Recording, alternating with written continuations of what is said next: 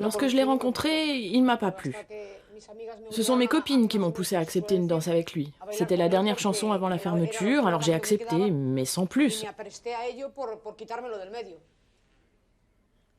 Je ne pensais pas le retrouver 15 jours plus tard, par hasard, dans une autre discothèque.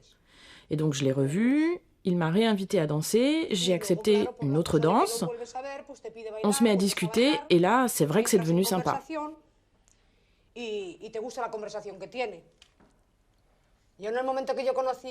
Quand j'ai connu Daniel, jusqu'à ce qu'il m'apprenne qu'on était frères et sœurs, je n'avais même pas idée que je pouvais avoir une famille.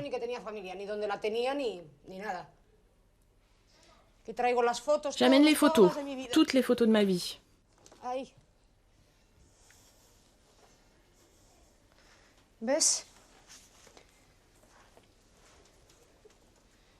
Tu vois, là c'est moi.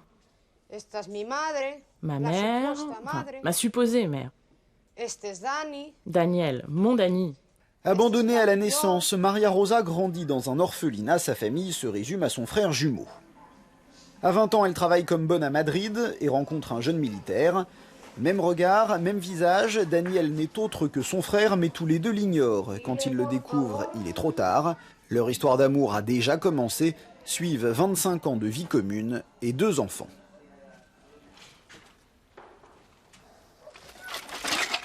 De toute cette histoire, ça a été la décision la plus difficile à prendre.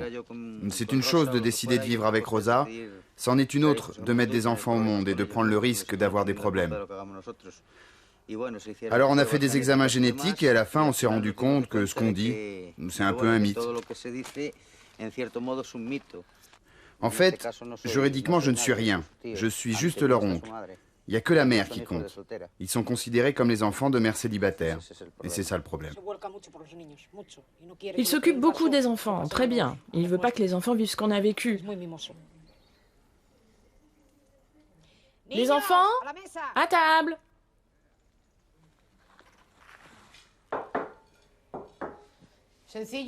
On est des gens ordinaires, comme n'importe qui. On fait tout comme tout le monde. Je fais à manger, les enfants vont à l'école, tout pareil. Mais Daniel, vous le considérez comme votre mari ou comme votre frère? Je l'ai toujours regardé comme mon mari. Si je l'avais vu comme mon frère, c'est sûr, je ne serais pas en ménage avec lui.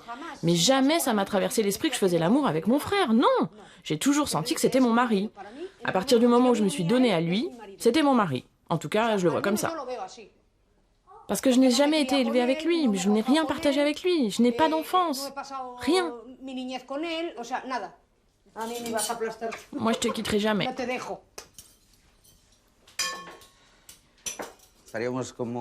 On est sortis ensemble 5-6 mois. Et elle, par orgueil, elle ne voulait pas me dire qu'elle vivait dans une famille où elle était bonne. Mais bon, ça faisait des mois qu'on sortait ensemble. Alors je lui ai dit, je viens te chercher et je demande qui. C'est quoi ton nom de famille? Elle me dit Moya Peña. Je dis mais non, c'est pas possible, Moya Peña c'est moi. Elle me dit arrête tes blagues, t'es gentil, Moya Peña c'est moi. Alors on a comparé nos cartes d'identité et tout coïncidait. On était frères et sœurs. Enfant de Juan et de Carmen. Ce fut un sacré choc.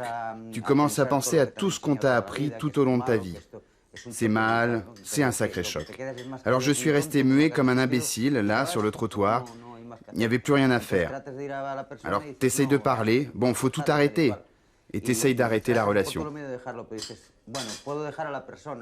Mais tu peux arrêter un flirt, c'est pas un drame de plus voir une copine, tu vas pas te suicider pour ça. Mais comment faire pour ne plus voir ta sœur? Alors on s'est revus comme frères et sœurs, mais quand je la voyais, comme j'avais rien vécu avec elle, comme j'avais rien partagé, l'amour que j'avais pour elle, c'était pas celui d'un frère, mais celui d'un homme pour une femme.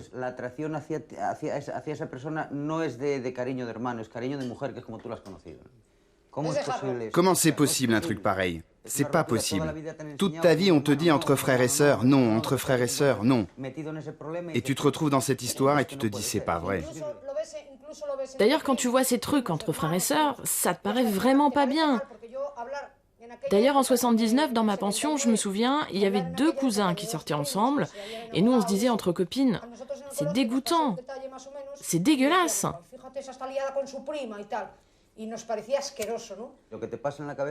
Ce qui se passe dans ta tête, c'est que tout part en vrille. Tu te poses 1000 questions. Moi, je me suis dit, alors c'est la faute de ma mère? C'est la faute de la société? Tu cherches un coupable. Pourquoi ça m'arrive à moi? C'est comme quand tu marches dans la rue. Tu penses pas que tu peux avoir un accident. Et pourtant, ça arrive. Tu te fais écraser, malgré tout, personne ne sort de chez lui en pensant à ça. Alors après, il faut apprendre à positiver. Il y a des mariages qui explosent au bout de 6 mois et nous, ça fait 25 ans qu'on est ensemble. C'est pas pour rien. Si mes enfants se pointent en me disant « Maman, on s'aime comme vous », je trouverais ça très dur et je ne l'accepterais pas.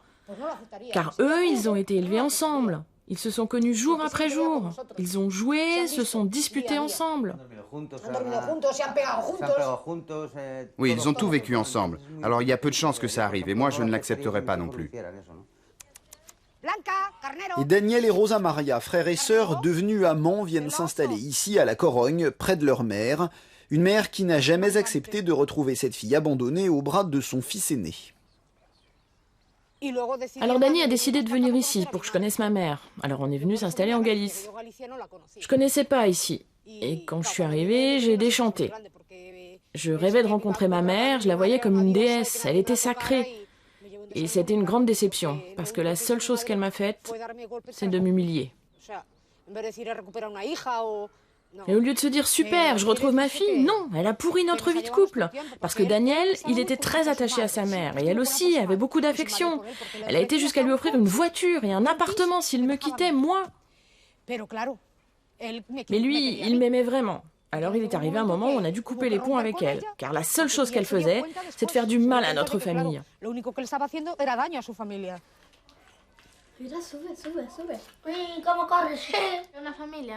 Une famille, c'est ce qu'on vit en ce moment. C'est pas comme a fait ma grand-mère d'abandonner tout le monde. Maintenant, nous, on est une famille car on vit ensemble. Avant, non. Ma mère était dans un orphelinat, mon père chez sa mère, les oncles et tantes un peu partout ailleurs. Ça, c'est pas une famille, ça c'est détruire. Moi, j'ai connu l'histoire parce que j'ai demandé. On me disait au collège, pourquoi c'est ta mère qui signe toujours les carnets de notes et pas ton père? Alors en rentrant, j'ai demandé à ma mère et elle m'a tout raconté.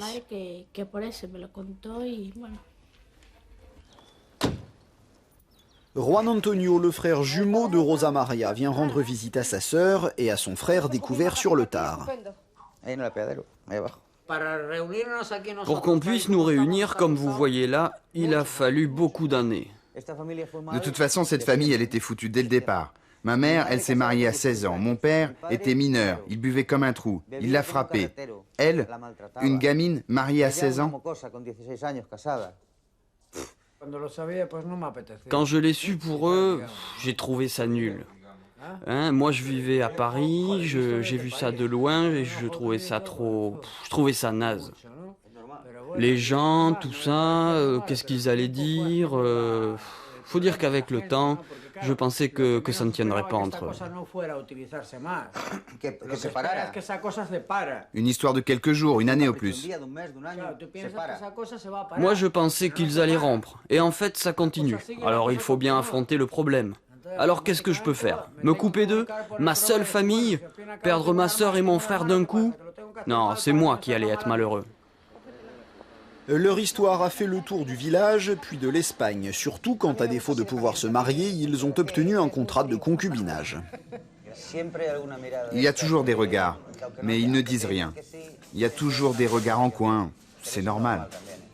Quand on a fait la une des journaux, il y avait des appels anonymes à la maison. On a dû changer de numéro parce qu'ils insultaient les enfants. Eux, ils s'en foutaient, mais moi je ne voulais pas qu'on s'en prenne aux enfants.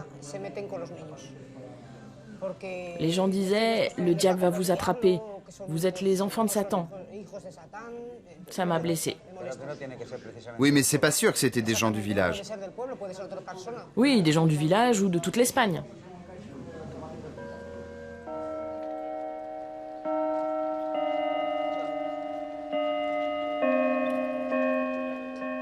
Qu'est-ce que vous pensez de cette histoire? Pardon, alors là vous allez m'excuser, je ne préfère même pas en parler. Là-dessus, moi je ne m'exprime pas. Je ne trouve pas ça bien, mais je ne dis rien. Qu'en dire? S'ils ne se connaissaient pas quand ils se sont rencontrés, ils ont bien fait. Pour moi, c'est une aberration. Il y a peut-être des gens qui trouvent ça bien, mais à mes yeux, quand il s'agit d'un frère et d'une sœur, je dis non. C'est quelque chose contre nature. La consanguinité amène beaucoup de problèmes, et en plus, l'Église l'interdit. Je ne sais pas ce qu'en dit le Code civil, mais en réalité, moi, je ne suis pas d'accord.